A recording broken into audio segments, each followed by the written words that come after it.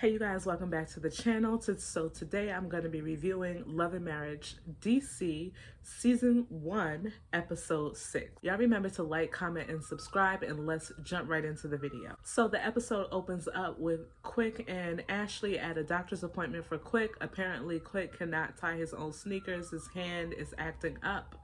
He doesn't know what's going on, and the fact that he can't use it right now is definitely definitely a pause for concern. So they're at the doctor's office, and the doctor is basically saying he's going to have to change his lifestyle.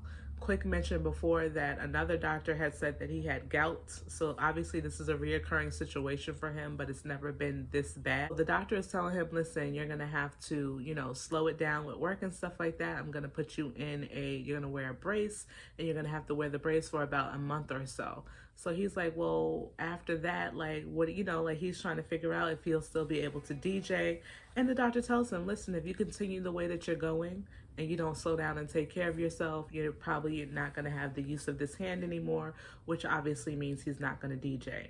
In the confessional, Ashley's like, you know what, Quick is the type of guy, I could say something, the doctor could say something, what we think is best for him, but Quick is always going to go with whatever he thinks is best for himself. He's not going to listen to anybody. So she knows that her husband is still going to be doing the most. I mean, they said before that he had gotten into a couple of bad accidents.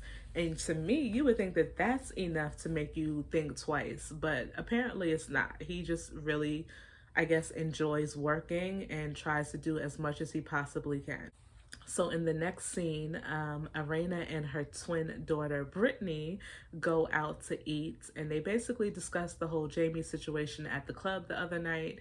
Jamie was, I guess, hosting a party or whatever it is that he does, and Irena was there to celebrate her friend's birthday party.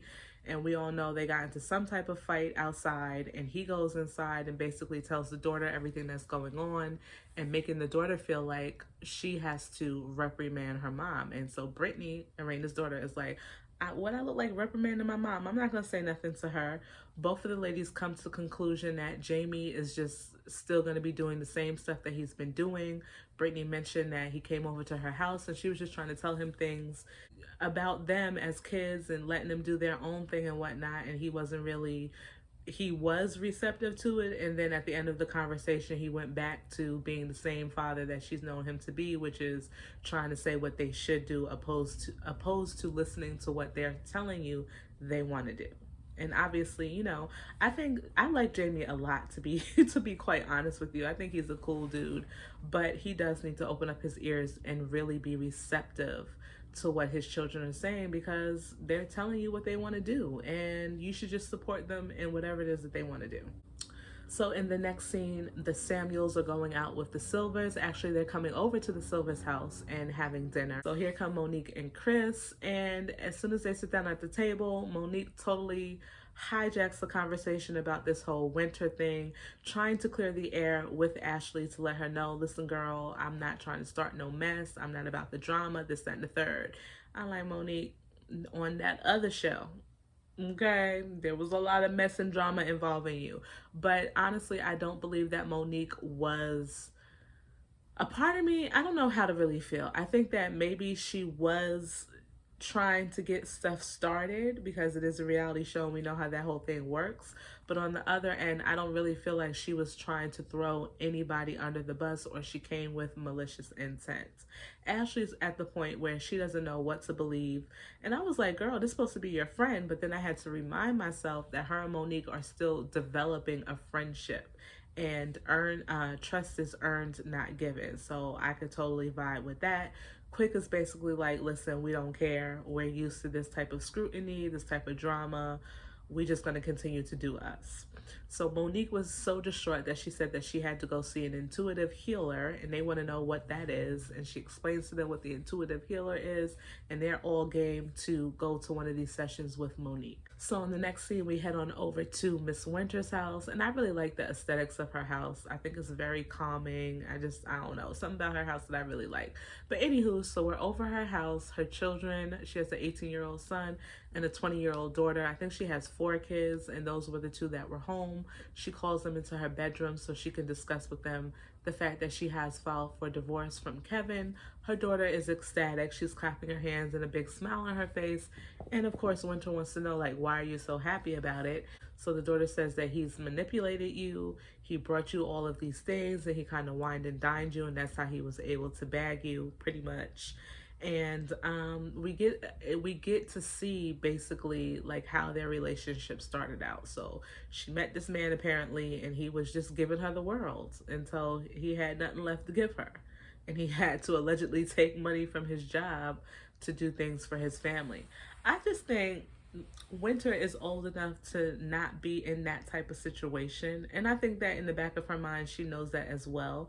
She got caught up with all of the nice things that he was able to do for her, opposed to really getting down to the nitty and gritty of the type of character that this man has. I have to agree with Ashley and the rest of them. Girl, you never went to his house? I mean, COVID? Even if it was COVID, I'm sure you guys laid down together, if you know what I mean. So he was good to do that, but not go to his house and see how he's living and what's going on. It's just hard for me to wrap my head around it. But at the end of the conversation, she's happy that her kids are giving her grace, because her main concern was, wow, I brought this man into our lives and this is what happens. Monique is meeting Ashley and Winter at a restaurant to kind of try to resolve the issues that they have. I thought it was quite interesting that they all were wearing the color that somebody else was wearing. So Monique had on a black and white dress, Ashley had on a black dress, and Winter had on an all white dress. I just thought that was very interesting. I had to say it. So they're sitting at the dinner table, and Monique point blank says that she had told Ashley whatever it was that she told Ashley, and then Ashley's like, well, that's not how you said it to me, regarding the whole Winter talking about Quick situation. And so I'm like, okay, so right there, she just said that she delivered the information one way, and you saying that it wasn't that way. That's automatically a problem, because it's like the game of telephone. It starts out with somebody saying something one way, and then by the time it gets to the end of the line, whatever was being said is a whole different type of way. They leave the conversation the same way they came into the conversation. Ashley does not mess with Winter. She's like, girl, you still not my friend. And it seems like Winter is perfectly fine with that. Winter did apologize to Ashley for talking about Quick or whatever. Like I said in my last video about this situation, I just don't think that Ashley messes. I don't think that Ashley likes Winter. And past this situation, there's no other reason that I've seen that there should be an issue between these two women. So the couples, minus Winter, who's, you know, the couples are at this intuitive session, and the intuitive healer goes right to Jamie and kind of feels like he has a vibe of like a bulldog, like a bully. He's a little bit, shows some insecurity. She says that he can be aggressive, and you know, once that happens, he'll go back and think about it and realize that he didn't want to present himself that way. So she's basically encouraging him to not speak and take a different approach as it relates to his demeanor and how he goes about things, which I think is pretty fair. Arena was hilarious in her confessional. She was like, when I was listening to her talk, she was describing James Tyler, the man I've been with. This is what I've known from him ever since I've gotten with him. I just thought that, like, she was just funny throughout when it dealt with the intuitive healer talking to him. And he at first was just like, listen, I don't mess around with this type of thing, because you could just find things out about me or whatever. But he does admit, when it's all said and done, that yes, some of these things that this woman was telling him was definitely spot on. So then the healer goes over to Quick, and she's basically like, I'm seeing the number 9 multiple times. Turns out that unfortunately it was at 9 years old that Quick found out that his mother was dying from cancer, and in 1999 his dad passed away. He starts to talk about how he's afraid of good news, because every time that he's received good news in his life, the next year or whatever, you know, right around the corner was something absolutely horrible that happened. He also talks about how his dad really believed in him as a DJ, and everybody was telling him that he was a horrible dad because he supported his son in his wanting to be a DJ, and he just wished that his father was here to be able to see his wife, his children, and all of his success. And I thought Chris was so sweet. He says, Quick, I think your dad does see you. Like, I really believe that he's here and he sees you. And I thought that was so sweet. Chris, kudos to you. So next, the healer goes over to Chris and Monique. She says to Chris, don't attach yourself to what Monique is doing. And how I interpreted that is find your own path, like do something that you enjoy and that makes you happy. And we see in the confessional that Chris pretty much feels like that's what she's saying as well. And we find out that Chris is really passionate about coaching. Pretty much says that he should just, pursue his passion in being a coach. And then we have Monique pretty much disputing what Chris is saying and saying that this woman thinks really deep and she's spiritual and she goes really deep. And she's not talking about career, she's talking about Chris finding something outside of her that he's really passionate about. And I'm like, Monique, that's exactly what he just said. And he believes that it's related to his career. See, the problem with the two of them that they have is they don't listen to one another. And in this particular situation, Monique, you're not listening to Chris. Chris wants to coach. And from my point, I don't know, my point of view suggests that you don't want him to coach. Maybe you don't want him away from the house that much, or whatever the situation is. This man, maybe if he pursues coaching, he can be a whole person and do the things that makes him happy and bring some joy into your marriage. I don't know. That might not be such a bad idea, but Monique sees it differently. I just feel like Monique don't listen to Chris. And Monique doesn't really validate how he feels. Like, the man wants to coach. That's what he feels like he's passionate about. And instead of her just listening to what her husband is saying, she's trying to tell him how to interpret what this woman said to him. When in fact, the woman said to the both of them, y'all come together. It's not just going to be what you say or what you say, but when you guys come together and talk about it, you'll understand what needs to be done or what path you need to go on. That's pretty much what she said. But when you see them in the confessional, Chris is saying pretty much exactly what Monique is saying. That's the agreement. Y'all are right there.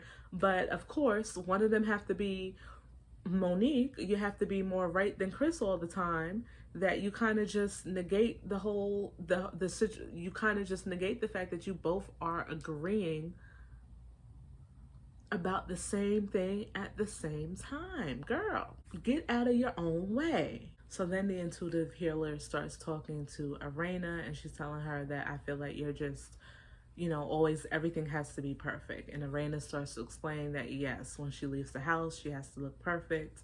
She wears so much makeup, and her mom is like, girl, you don't need that makeup. You're beautiful the way that you are. She thinks that she has to be perfect in her marriage. She has to be perfect with her kids. And that's sad. So the woman is basically telling her, like, there's some sadness there. Like, you're sad a lot. And she just breaks down. And instead of her husband, embracing her or whatever, this man nudges her. And then the intuitive healer comes to him and she's like, listen, he's like, oh.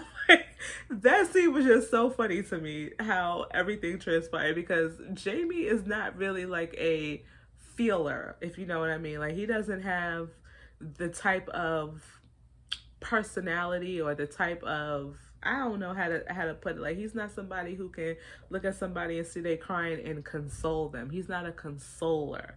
So when he sees that his wife is upset, his reaction is to basically like snap her out of it. And it was just, I don't know, that scene just made me roll on the floor. It was like, girl, I want to cry with you, Arena, but at the same time, your husband is so oblivious to how he should be consoling you and being there for you in this moment.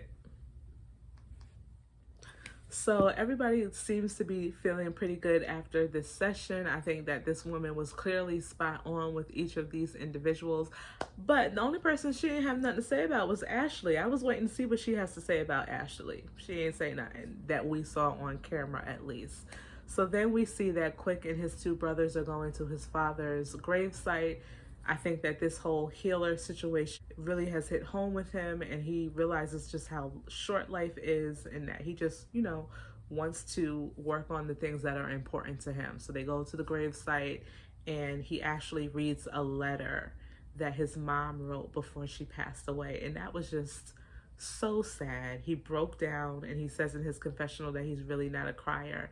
And in that moment, I just felt so bad for him. Like, I think he's a good dude. I know what it's like to lose parents at a young age. So I think I definitely connected with how he was feeling. and he kind of makes a vow to kind of, you know, he makes a vow to spend some more time with his brothers. The thing with Quick is that he wants to do the right thing. He wants to be everything for everyone, but he does not know how. What he knows how to do is just work, work, work, and put everything else behind him. And that's what he really, from what I see, I don't know, but he needs help managing the other moving parts in his life, like his wife and his children, like spending time with his brothers.